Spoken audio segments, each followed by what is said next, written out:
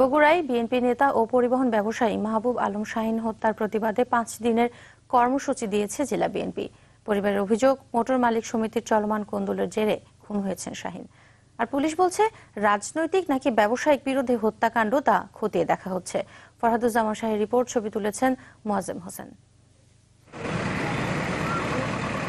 গত রোববার রাতে দুর্বৃত্তের ছুরিকাঘাতে খুন হন বগুড়া সদর উপজেলা বিএনপির সাধারণ সম্পাদক ও পরিবহন ব্যবসায়ী অ্যাডভোকেট মাহবুব আলম শাহীন। এরপর থেকেই থমথমে বগুড়া শহর। নেতা হত্যার প্রতিবাদে 5 দিনের কর্মসূচি দিয়েছে জেলা বিএনপি। আর পেশায় আইনজীবী হওয়ায় আদালত চত্বরেও প্রতিবাদ করেছে আইনজীবী সমিতি। আমরা আপনাদের সামনে কর্মসূচি নিয়ে আসব, সেই কর্মসূচিতে আপনারা একাত্মতা ঘোষণা করবেন, সেই কর্মসূচি সফল করবেন। আমরা বার থেকে আজকে সিদ্ধান্ত নিয়েছি রেফারেন্সে যে আমরা বারের কোনো আইনজীবী শাহীনের যে আসামি, সে আসামিদের পক্ষে আমরা দাঁড়াবো না।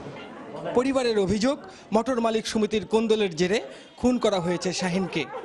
মালিক সমিতির দুটো গ্রুপ, একটা আমিনুল গ্রুপ, একটা মোহন গ্রুপ।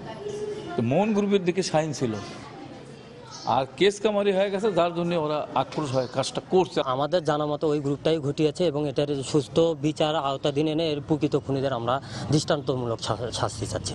আর পুলিশ বলছে, পেশা, রাজনৈতিক পরিচয় সব মিলিয়ে হত্যার রহস্য উন্মোচনে তৎপর তারা।